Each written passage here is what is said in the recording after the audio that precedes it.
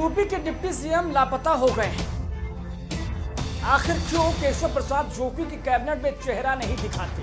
क्या केशव की योगी से कोई नाराजगी है? केशव को योगी की कुर्सी से या फिर मोहब्बत हो गई है, इसलिए वो यूपी छोड़ दिल्ली में बस।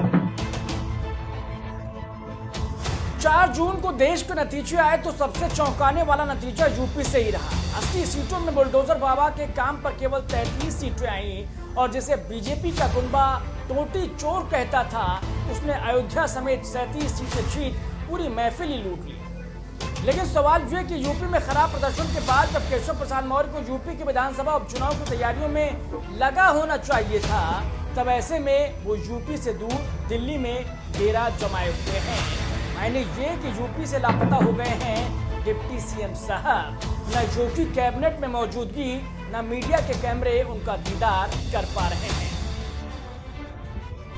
अब सुनिए मुद्दे की बात। आज योगी आदित्यनाथ की कैबिनेट बैठक थी। इसमें 11 प्रस्तावों पर मुहर लगी, लेकिन सबसे अहम बात ये कि इसमें डिप्टी सीएम केशव प्रसाद मौर्य कहीं नजर ही नहीं आए।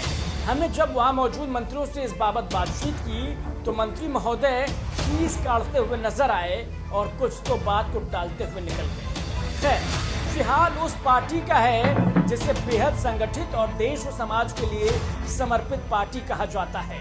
लेकिन ये क्या, साहब का समर्पण तो दिल्ली में नजर आ रहा है। एक बार फिर से लखनऊ में उनकी गैर मौजूदगी चर्चाओं को हवा दे रही है। इसके अलावा केशव प्रसाद मौर्य की टीम की ओर से ये भी नहीं बताया गया कि आखिर वो है कहां।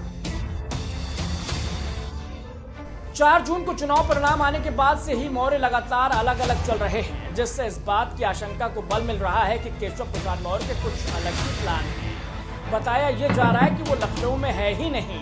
कैबिनेट मीटिंग की तिथि तय होने के बावजूद उनका राजधानी में न होना सियासी हलकों में चर्चा का सबब बना हुआ है। चर्चा इस बात की भी है कि आखिर कैबिनेट मीटिंग के दिन केशव प्रसाद मौर्य कहां चले गए। उनका कोई औपचारिक कार्यक्रम भी किसी शहर में नहीं रहा। ऐसे में तमाम सवाल खड़े होना लाजिम है। उप मुख्यमंत्री के लिए कैबिनेट मीटिंग से बड़ा आयोजन आखिर क्या हो सकता है, ये भी सवाल है। इससे पहले भी केशव प्रसाद मौर्य लोकसभा चुनाव 2024 के बाद हुई योगी की महत्वपूर्ण मंत्रिमंडल बैठक और पहली कैबिनेट मीटिंग से गायब रहे थे। तब केशव मौर्य पीएम मोदी के शपथ ग्रहण समारोह में गए हुए थे और वहीं डेरा जमा लिया था। करीब 6 दिन बाद केशव मौर्य दिल्ली से लौटे थे। फिलहाल केशव प्रसाद मौर्य को लेकर कोई भी फैसला पार्टी के केंद्रीय नेतृत्व ने अब तक नहीं लिया है, लेकिन माना जा रहा है कि संसद के विशेष सत्र के बाद उत्तर प्रदेश या केंद्रीय संगठन में जो बदलाव किए जाएंगे, उनमें केशव प्रसाद मौर्य को कोई महत्वपूर्ण जिम्मेदारी दी जा सकती है। बहरहाल के लिए इतना ही, लेकिन बने रहिए हमारे साथ। नमस्कार।